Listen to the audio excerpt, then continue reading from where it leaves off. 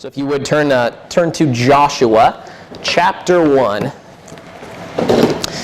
Joshua chapter 1.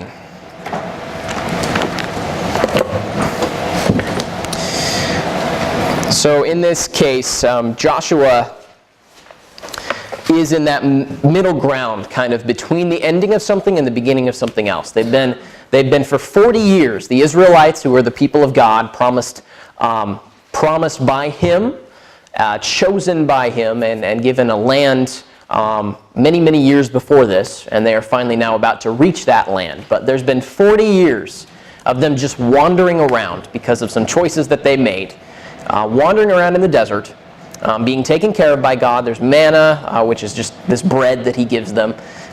He has given them shade and protection and everything else for 40 years. And then Moses dies. They're about ready to cross the Jordan River and enter the promised land. And so Joshua has been tapped by God to become the leader of this band of people who are moving from one place, from one kind of existence to another.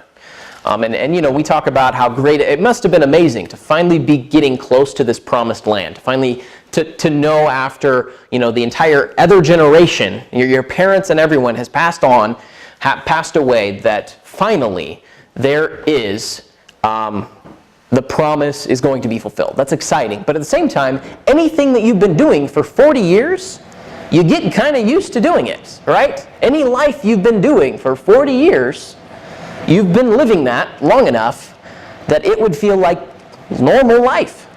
So there's going to definitely be some discomfort there. You know, you can imagine some fear moving into the promised land. It's the promised land.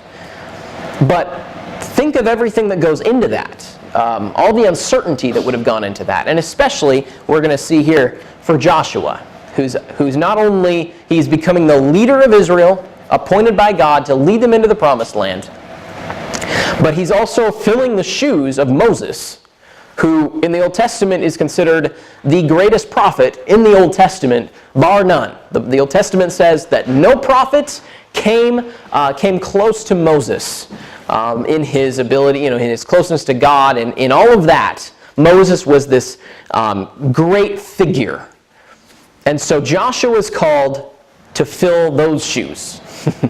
To be that guy to these people moving into a brand new place. It's fulfilling God's promise, but sometimes God promises and their fulfillment can be kind of difficult.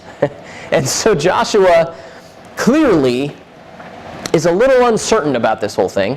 When he was first appointed in Deuteronomy, God says to him like 3 times, be strong and courageous. He says it like 3 times back in Deuteronomy. And we're going to see that here. He says it again, over again. So reading verse 1. After the death of Moses, the servant of the Lord, it came to pass that the Lord spoke to Joshua, the son of Nun, Moses' assistant, saying, verse 2, Moses my servant is dead. Now therefore arise, go over this Jordan, this river, you and all this people, to the land which I am giving them, the children of Israel. All right, it's time, buddy. Joshua, Moses is gone. Something new is about to begin. Your job is to take this whole group of people, which, by the way, have been whining for the last 40 years and however long, 41-something years, since they left Egypt.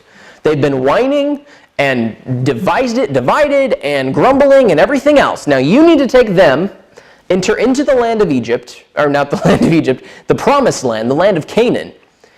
And it's your turn. It's your time. God continues, verse 3. Every place, this is where we get into promises. Sam picked all the songs today, and it just so happens that they fit perfectly with what we're talking about. Verse 3, every place that the sole of your foot will tread upon, I've given to you, as I said to Moses. Verse 4, from the wilderness and this Lebanon, as far as the great river, the river Euphrates, all the land of the Hittites, to the great sea, to the going down of the sun, shall be your territory. Now, if you look at that on a map, that's way bigger than the territory they actually took. And looking kind of moving outward, the territory that they actually took was much smaller than what God said they could have. The point being that God's promises are much bigger than we could ever imagine. That the life God has in store for us, a lot of times is bigger than the life we could ever, not a lot of times, all the time, takes us in places that we never could imagine. And most of the time, the limiting factor is us. And you see that in the case of Israel. God promises them this huge territory. I mean, if you look at where the Euphrates River is, if you look at where the Hittites were, if you look at all of that, the land that God promises, says that is yours if you want it here, is much bigger than what they actually took. But God says every place you go, every place you take is yours if you will go for it. All right. So continuing on. Verse 5, no man shall be able to stand before you all the days of your life. As I was with Moses, so I will be with you. I will not leave you nor forsake you. Be strong and of good courage, for to this people you shall divide as an inheritance the land which I swore to their fathers to give to them. Only be strong, verse 7, only be strong and very courageous, that you may observe to do according to all the law which Moses my servant commanded you. Do not turn from it to the right hand or to the left, that you may prosper wherever you go. This book of the law shall not depart from your mouth, but you shall meditate on it day and night, that you may observe to do according to all that is written in it. For then you will make your way prosperous, and you will have good success. Verse 9, have I not commanded you? Be strong and of good courage. Do not be afraid or be dismayed, for the Lord your God is with you wherever you go. This is kind of one long promise here, one big promise. It goes something like this. Be strong and courageous. Follow everything that Moses said, that was laid down to Moses by me. Follow the law of Moses to the letter. Meditate on it. Think about it. Think through what it is every day and live by it. And you will have success, and I will never forsake you. Those are kind of the main aspects of this promise. So talking about being strong and courageous. For us, they're a little bit different, but they're really synonyms in the actual old language. These two words are very, very similar in meaning. The strong, to be strong in this case, is like if you've ever had a weak ankle or a weak joint, and you bound it up. You put a brace on it, you wrapped it up with something. That's what the idea is, to be bound up, to be bound in such a way that it's not going to move. It's strong. It's solid. It's stable. It's this picture of strength, like a strength of character that doesn't bend and doesn't break. It's strong. So stability of character, integrity. Be strong. Next, courageous. That word is a lot like strong. In fact, it's translated strong in other places, but it's more alertness and awareness. It's like focus, right? It's courageous works too, but it's kind of like a focused courage. You know where you're going, and you're not deviating from pursuing what you know to be the goal. So be strong, be stable, have integrity, and be focused, be resolute, be alert. That's what these two words are meaning, right? So integrity and focus, be strong and courageous. Meditate on the law of God. Okay, the law of God. If you look, that's like the entire Pentateuch, which is Genesis, Exodus, Leviticus, Numbers, and Deuteronomy. In that are a series of laws that God gives to Israel, and a lot of them don't make a lot of sense to us looking back. But really what it is, it's about creating a society, first coming close to God. He's making a way for you to come to Him, pointing always, of course, to Jesus, who would come later. He's making a way for you to come to Him. And also creating a society that does a couple things. Number one, it showcases who God is really, what He's really about. It's showing a picture of who God is, if the society were to be created as it is laid out, showing what God's really like. Second, it's creating a place where the knowledge of God can be passed down until Jesus can finally come and salvation can actually be achieved. Okay, that's what the law of God is really doing in a lot of ways, right? It's a standard that God has set But so much of it is about creating the possibility, the ability for Jesus to come so that the human race can be saved. That's why it's pointing forward to him. He's the fulfillment of all of it. And that's why the people that were saved before Jesus came were saved because they trusted that God was the ultimate way of salvation, and they listened to what he had to say, which looked a lot like obedience to his law, right? He just happened to have this list that he gave, and if we trust what God says, and we trust what God is doing in our lives and the direction he has for us, we're going to do what he says, right? Pointing, as I said, pointing forward always to Jesus. So those are the two. Now, I want you to think about this. Now, in today's world, Jesus summed it up pretty well. The law of God is to love the Lord your God with all your heart, soul, mind, strength, and to love your neighbor as yourself. The whole thing's summed up in those two commands. Okay, so I want you to think about what it would be like. We're going to apply this promise to first ourselves, then we're going to apply it kind of corporately, and then we're going to talk about kind of a hidden promise that sometimes we miss a little bit.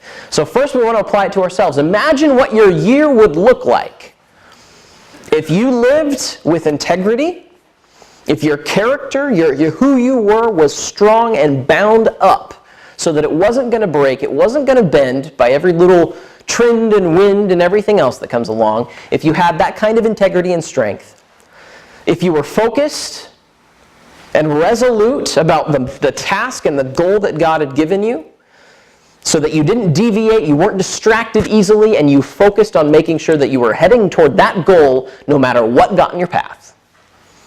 If you were strong, if you were alert, focused, and courageous, and if you lived your life meditating, thinking through, love the Lord your God with all your heart, soul, mind, strength, love your neighbor as yourself, and you kept those at the forefront of your life, of every decision that you made, you crafted your life around those two pillars, what would your year look like? If that was the kind of life you were living, what would your year look like? God says if you do this, you will find success. Now in this case, for us, you listen to a lot of speakers, and they read success in the Bible, and especially the prosperity gospel idea, which I am not a fan of personally, and if you have questions about that, we can talk about that later. But the prosperity gospel says if you do things right, if you have enough faith, God's going to give you a bunch of money and stuff and all that jazz.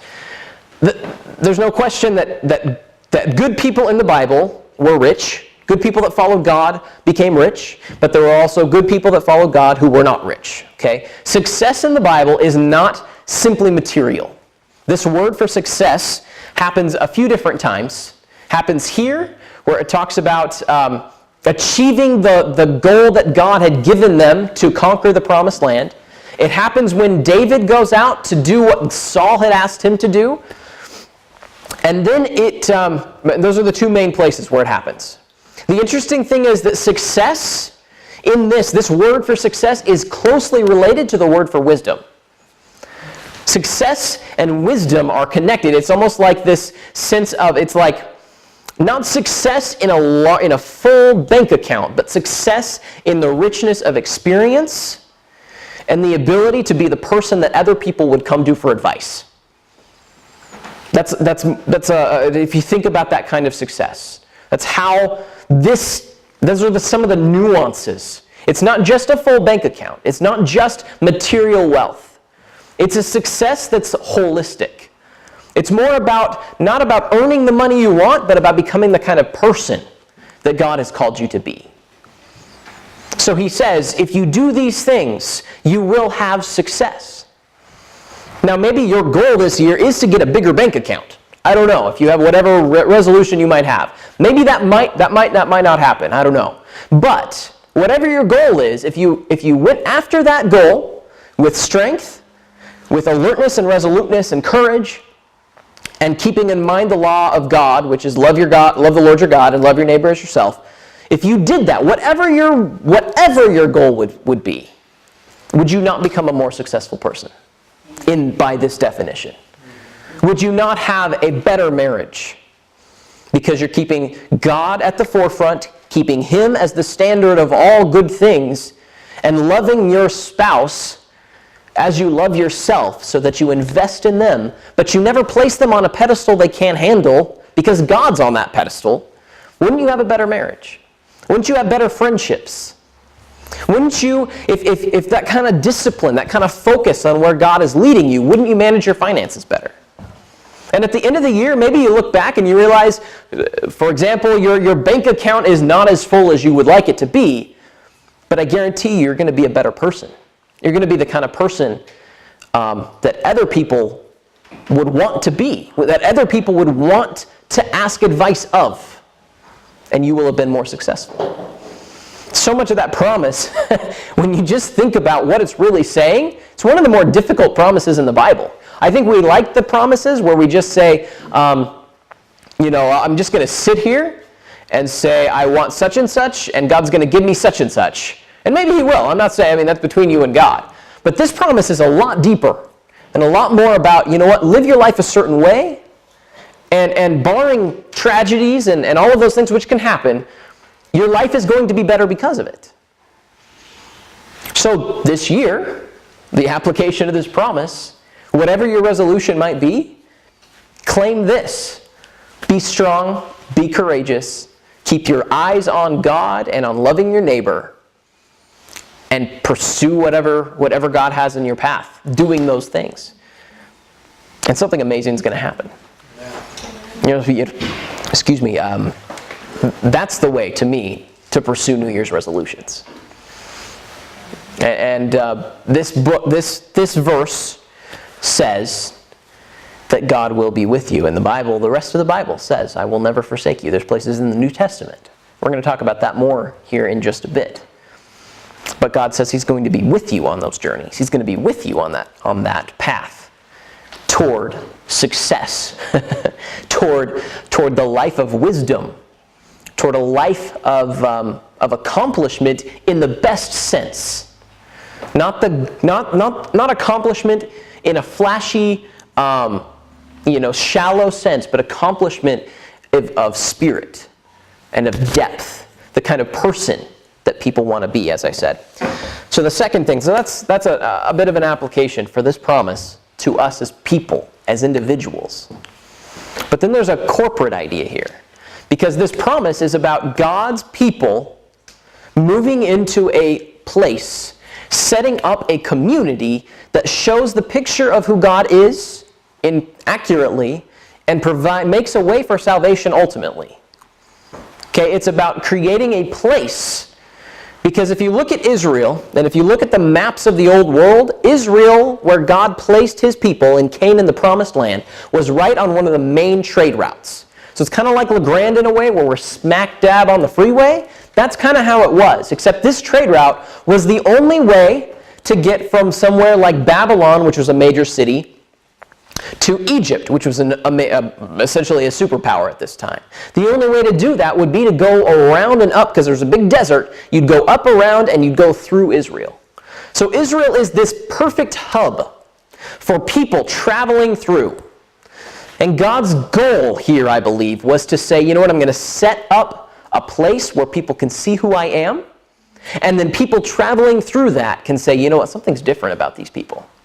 Something's different about what's happening here. Now, please understand, there's places where God says don't allow the Gentiles in. And in those cases, it's more about preventing compromise.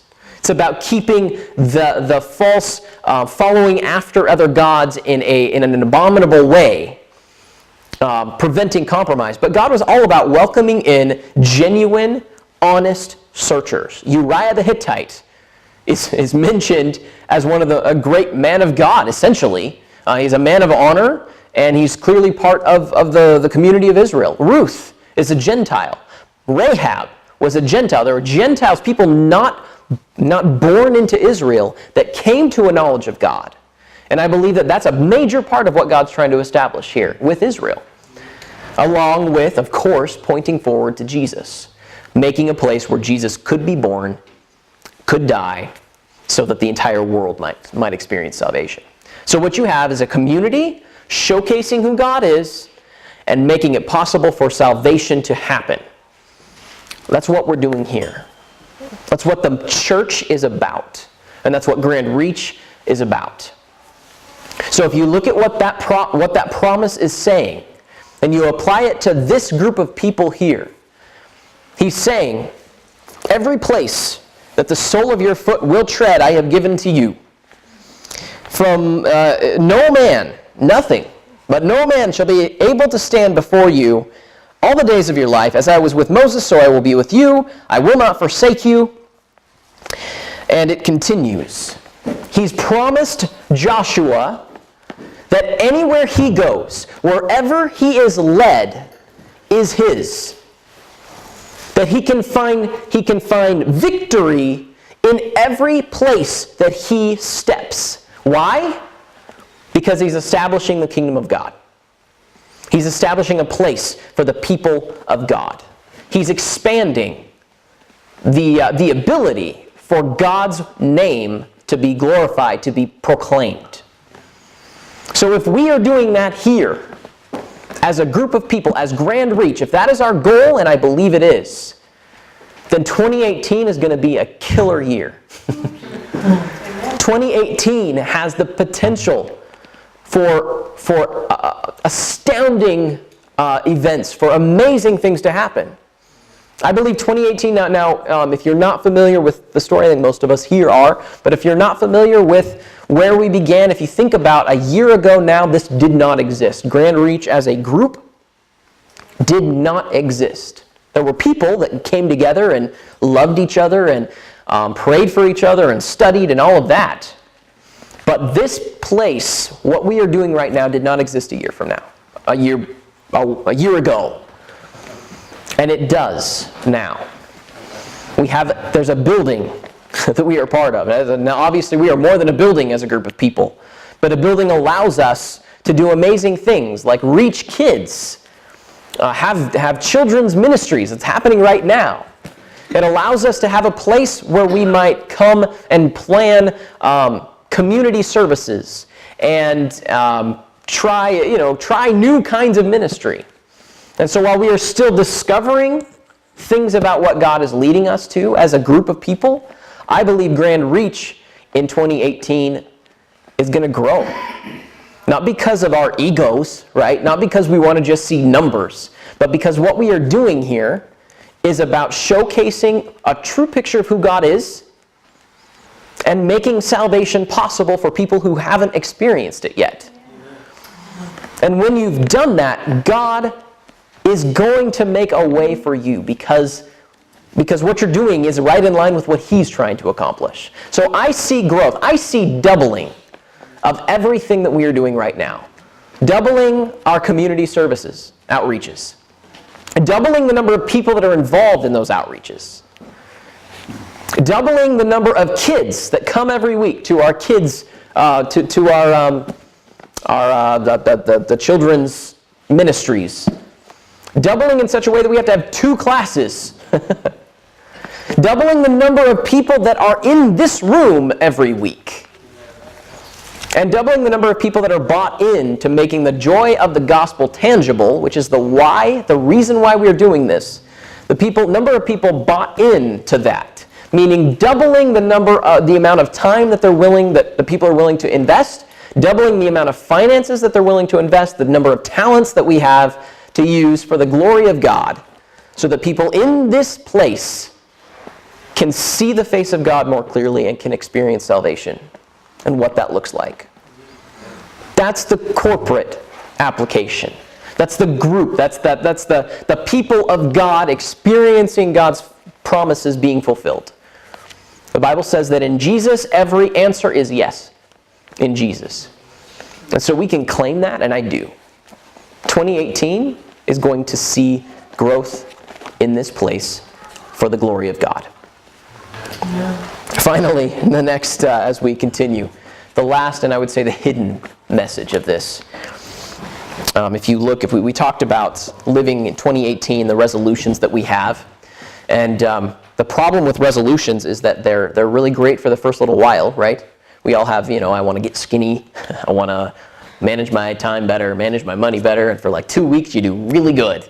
And then after 2 weeks, you get a little lax, and then you start to feel guilty for being a little lax, and so then you kind of avoid it a little bit, because that's just what we do as people, and then pretty soon, well done, you saved $10 for 2 weeks, but you're back to where you were before, right?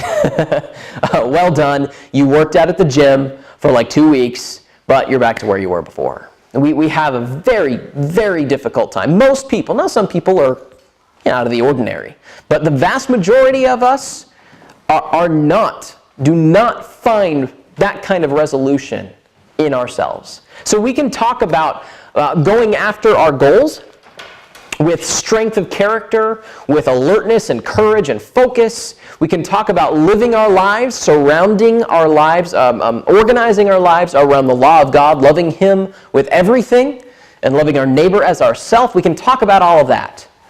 And there's a good chance that we'll be able to make that happen for 2 weeks, and then we'll get a little lax.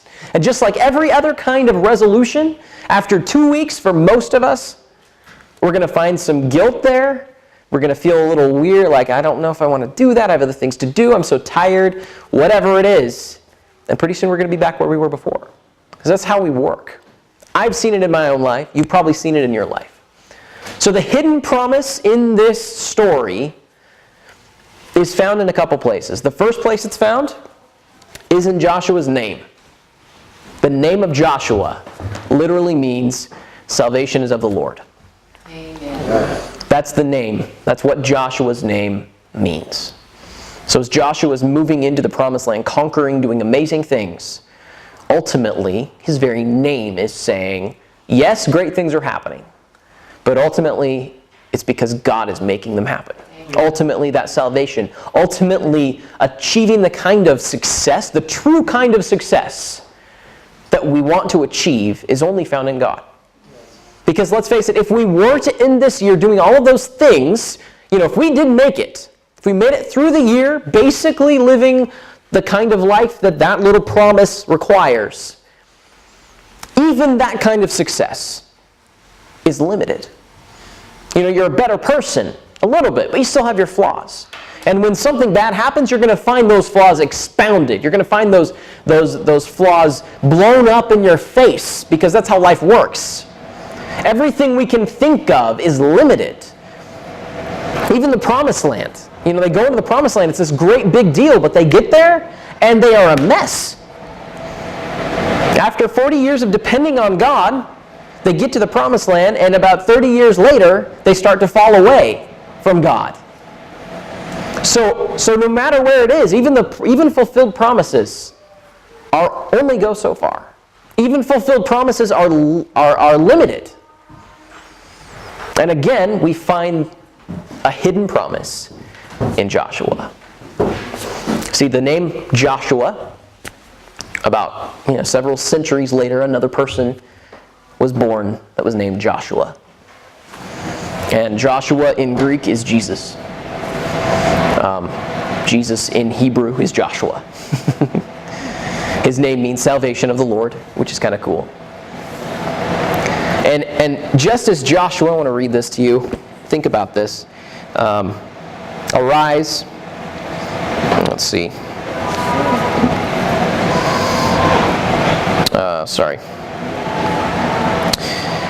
Arise, my servant is dead. Now therefore go over to this Jordan, you and all this people, to the land which I am giving to them.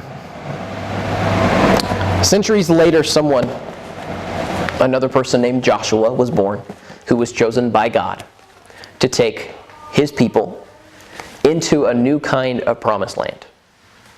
Okay, centuries later, Jesus came along, was called by God to take his people into a promised land that was not limited in the same way that the promised land for the Israelites was. Promises that were not limited in the same way that you see limited here. And just as you read Joshua, and for the most part, he was a good guy, a God-fearing man. He followed God's law, but there are times in the book of Joshua where he just doesn't, right? Because the fact of the matter is, the leader, just as the promised land was incomplete, so the man that led the Israelites into the promised land was incomplete. And in the same way, you and I, seeking fulfillment in whatever our resolutions might be, if we achieved all of them, they're still incomplete. Just as that promised land in the Old Testament was incomplete. And so, centuries later, a man is born named Jesus, who's leading us to a place that is complete. A life that is fulfilled. A life that doesn't get to a certain point and then fall apart for whatever reason. A place where we can be content for eternity in God.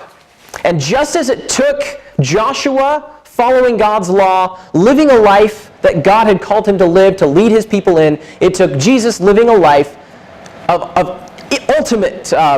ultimately better than Joshua. Complete. Just as Joshua was incomplete, Jesus was complete.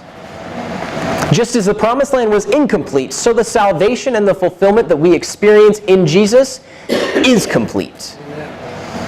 So that when we are led into this life and we are led into a community that's showcasing God and His image, who He really is to the people around us, and bringing them into that salvation, just as we are brought into that, just as they were brought into that promised land, we are brought into this promised land, and ultimately to heaven. Because that's where this leads. We are in the kingdom of heaven now, but ultimately there is a kingdom that is bigger and greater and more magnificent than we could ever imagine. So while 2018, if you live that way and make those choices, you're going to find success. I guarantee it. The ultimate success can only be found in making your life centered around the one who actually did center his life around God completely. Who actually did completely love the Lord his God with all his heart, soul, mind, strength, and body. Who actually did love his neighbor as himself completely. And get this, where God says, I will never forsake you, when God says you will never be abandoned to Joshua, Jesus, who had done all of those things to perfection, did experience forsakenness. Jesus, who lived his life completely focused, strong, and meditating on God's law day and night, every single day, experienced abandonment and betrayal so that you and I can experience the faithfulness that he deserved. He experienced loss so that you and I can experience utter fulfillment. And so in that, as much as I want you to resolve to do amazing things in 2018 and pursue them with strength and courage and all that jazz, the true fulfillment is found in one place. And that place is Jesus, the true Joshua. So, in that spirit, be strong and courageous.